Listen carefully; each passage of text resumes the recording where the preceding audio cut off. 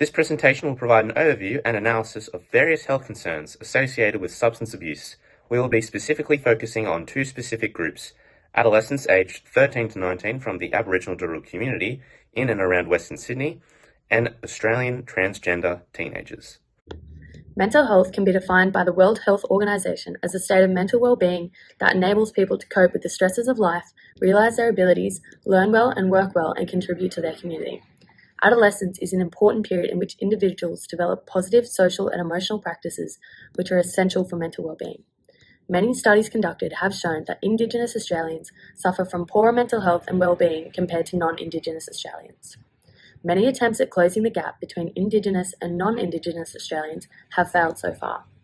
This is believed to be due to a lack of culturally adapted therapeutic interventions. Going forward, to improve the mental health of Indigenous Australians and to help close the gap, interventions need to be tailored specifically to the group's cultural needs and identities. This involves taking into consideration what is important to each individual and taking into account their traditions and culture when forming health strategies. Regular physical activity is crucial for maintaining a healthy weight. Promoting cardiovascular fitness and encouraging participation in culturally appropriate activities, sports, or recreational programs all support physical health. A well-balanced diet is essential for maintaining good social and physical health. Access to affordable, nutritious food and education about healthy eating practices can contribute to overall well-being. Additionally, it is important to respect and integrate traditions, foods, and dietary practices. Substance abuse prevention programs should be culturally relevant, acknowledging the unique challenges faced by Aboriginal teenagers. These programs should provide education about the risks associated with substance abuse and promote healthy coping mechanisms. 24% of Indigenous Australians aged 12 to 15 and 45% of 16 to 17-year-olds reported smoking at least once before. In 2019, Indigenous Australians 14 years and older were at least 1.4 times more likely to have used illicit drugs in the last 12 months, compared with non-Indigenous Australians. In 2017, 1,225 Indigenous students aged 12 to 17 were surveyed regarding alcohol. Of those students, 70% of them reported they had consumed alcohol at least once before. These statistics highlight the concerns and issues of substance abuse amongst Aboriginal teenagers, specifically within the Darug community. Before we move on, it is important to explore the reasoning behind the Darug community's health needs and the historical factors that have influenced their health in today's society. In the Darug community, these people have been faced with loss of their culture and language over time, where health services have been predominantly influenced by colonial policies. This suppresses their traditional and cultural beliefs, affecting their emotional and social well-being. This community has also been faced with discrimination and racism throughout history, which has impacted their ability to access health services, education, and employment, all impacting their socio-economic ability to overcome health barriers. To expand on the health needs of our Indigenous teens, we'll now investigate the experiences this community faces whilst comparing it to another minority group of male transgender teens. We will look at the issues they both face when using health services, whilst comparing their experiences and how this impacts their ability to achieve positive health outcomes. We'll then focus on our disciplines and how professional skills can help meet the needs for Darug teenagers, and also develop a strategy to improve the health for this population group. Darug teenagers face a few significant barriers when accessing non-Indigenous health services, such as health staff not providing friendly services, extended waiting times, and not understanding the Aboriginal culture and values. Furthermore, it was stated by an Aboriginal patient how they felt rushed by staff just so they can get the next patient in.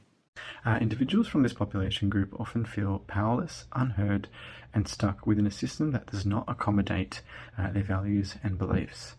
They often encounter racism, stereotypes, and even lowered expectations, which can lead to a sense of shame and the internalization of negative labels. In order to overcome these obstacles, members of this population group often engage in very risky behaviour. The racism that male Darug teenagers face when accessing these health services within Australia has caused them great psychological distress. Adolescent health still remains at the margins for the Indigenous health policy, making it even more difficult for them to access the adequate health services that they require. The lack of focus on adolescents' health means that the health issues within the Darug community will not improve anytime soon. Darug and transgender male teenagers both experience barriers when accessing healthcare. Both groups have faced negative experiences with healthcare professionals in the past, making them reluctant to access them again. Both also have experienced healthcare professionals not fully understanding their health needs, with doctors not knowing the culture and values of the Darug teenagers, while transgender teenagers also report of healthcare professionals not understanding what being transgender is, making them be treated with skepticism and concern. Healthcare professionals have made both groups uncomfortable as the care provided is inappropriate and inadequate. Darug male teens and transgender male teens may face similar mental health challenges, such as anxiety, depression, and external factors influencing their masculinity or their sense of masculinity and their body image. Differences for male transgender teenagers are school-related victimization, as it greatly impacts their motivation to attend health services. Additionally, they fear if they would open up regarding their drinking habits and make it known to family, that they would receive physical abuse from family members who disapproved of their transitioning.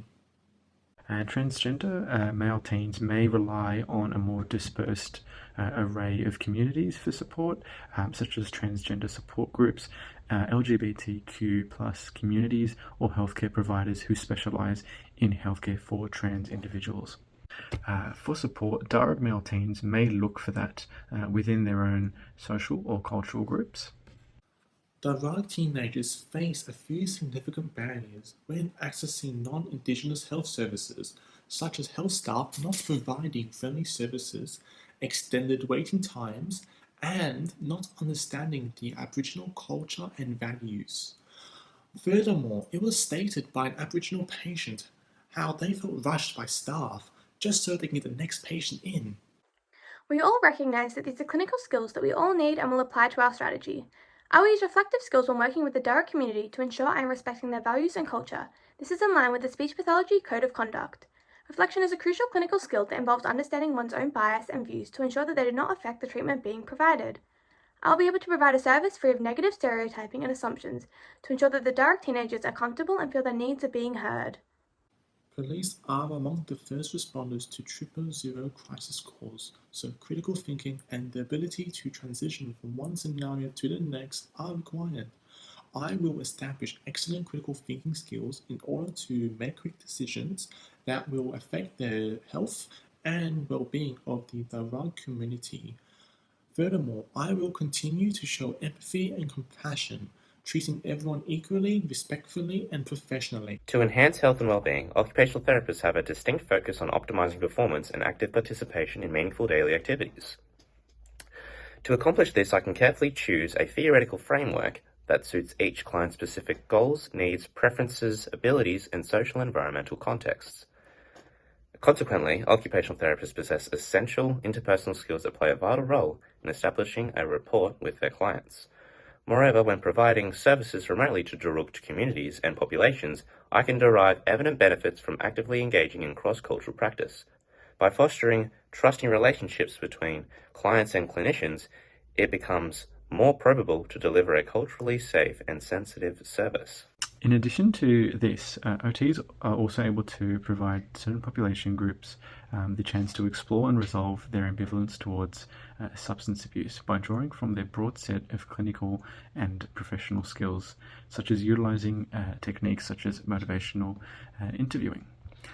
By working alongside other health professionals to provide collaborative care and actively seeking out community engagement and providing ongoing evaluation and outcome monitoring, OTs will be able to address the needs of Darug teenage males. With the aforementioned skills in mind, it will be crucial to incorporate relevant communication styles, such as yarning, to increase the receptiveness to the strategies that we will employ to address these needs. I will use an adapted version of communication skills when working with the Darug community to ensure person-centered care is being provided. This is where I can take extra time to build rapport, to develop a greater relationship, whilst also incorporating things such as extended silence. This is considered normal and is valued within the Indigenous community as it shows respect and shows that you are actively listening. I can also utilise body language and non-verbal communication techniques, which will see me being conscious of their personal space and allowing the individual time to speak. Triumph Over Substance will be an educational program targeted at male Darug teenagers on the long-lasting effects of substance abuse. It will run for 5 weeks and be an hour-long session within the community. Each week will be in a new location so that all Darug teenagers are able to attend in their area. There will be male guest speakers from the Darug community that will come to talk about their own experiences with substance abuse. We'll provide brochures that contain information from the program so the teenagers can share them with their friends and with others within the community. As a speech pathologist, my role in the strategy will be informing the Darug teenagers about the dangerous effects on communication from excessive use of substances. Not many teenagers know about the damaging effects substances can have on the individual's long-term communication and how it can limit them from their everyday life in the future.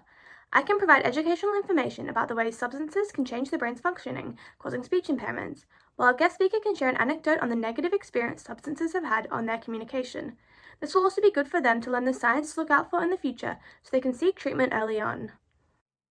This can be adapted for male transgender teenagers by having guest speakers that are transgender share their experiences. This will allow the teenagers to relate more to the stories being told, as it is from people who have gone through the same struggles as themselves. I will also educate those that wish to achieve a deeper masculine voice in their future on how substances could have a negative effect on that. As a paramedic, my role in the strategy will be educating the drug teenagers about the side effects and deadly outcomes that can come from addiction or substance abuse. The knowledge and about the dangers surrounding this is very limited in the drug community due to their lack of education around this topic. This is where I'll be able to provide advice to them on the severe outcomes that can come from substance abuse jobs and teach them basic life support management in the case of an overdose. I can also educate them about take-home naloxone. This drug prevents mortality from opioid overdoses, or I can teach them how and when to use it. This will then hopefully save the lives of their own community who struggle with substance abuse problems. This approach can be easily adapted for male transgender teens, as we will be able to replicate the content taught about this topic. We can also utilise real-life experiences that have occurred in their community as examples to help teach this population group and make it more centred to their health. As an occupational therapist, my role in the strategy will be to conduct assessments to understand the impact of substance abuse on the male Darug teenage population. These assessments will also cover their occupational functioning, including their engagement in school, social participation, and daily life activities. Based on the assessment findings, I can collaborate with the teenagers and other members of the multidisciplinary team to address their complex needs, as well as developing and implementing intervention plans to address the specific challenges faced related to substance abuse. This OT approach can be tailored to support male transgender teenagers by conducting a culturally sensitive assessment to address their unique challenges and complex needs related to substance abuse. By fostering collaboration, a holistic understanding of their specific needs is achieved, both encompassing their goals and perspectives. As part of the occupational therapy team, my role in this strategy will be to assist in carrying out assessments and evaluating the findings to better understand any existing substance abuse patterns. Identifying these patterns will be crucial in formulating strategies to not only mitigate any potential harmful effects, but to also adopt a more proactive approach by aiming for prevention as well. By implementing techniques such as motivational interviewing, I'll be aiming to enhance motivation for behavioral and lifestyle changes for those at risk of falling into substance abuse, as well as those already struggling with the issue. By implementing motivational interviewing, I'll be also able to enhance motivation by assisting participants set realistic and achievable goals for recovery. Also, providing educational bites and skill development to male Darug teenagers will allow them to develop crucial skills such as stress management and more effective communication in order to prevent from falling into addiction or relapse due to external pressures unique to them. Great care must also be taken when adapting the former strategies to address the needs of transgender teens, as certain intersecting factors may add to the complexity of these strategies. Using inclusive language, providing safe spaces, and generally having an awareness of transgender identities and experiences will prove crucial in adapting these strategies. The recreational therapy strategy targeting male Darug teenagers aims to prevent substance abuse by promoting positive physical activity behaviours during adolescence. Research highlights that physical activity behaviours developed during this period persist into adulthood, making adolescence an opportune time for implementing interventions. Physical activity can reduce substance abuse by enhancing emotional well-being, equipping adolescents with the psychological tools to resist cravings. Additionally, neurobiologically, physical activity and substance use engage similar reward pathways in the brain.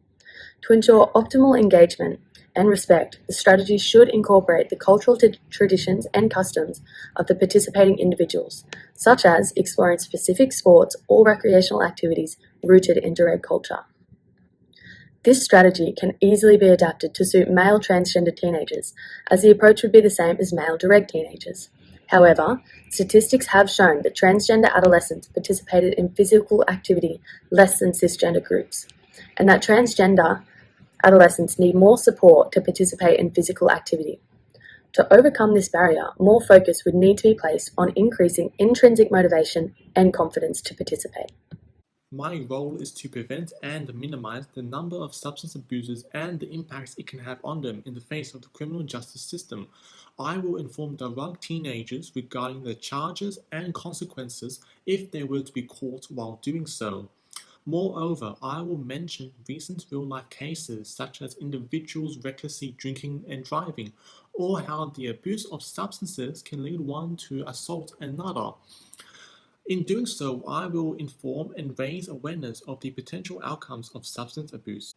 This approach can easily be adapted to focus on male transgender teenagers, and I will need to show social acceptance and a sense of belonging with the transgender community, such as asking transgender teenagers about their preferred pronoun.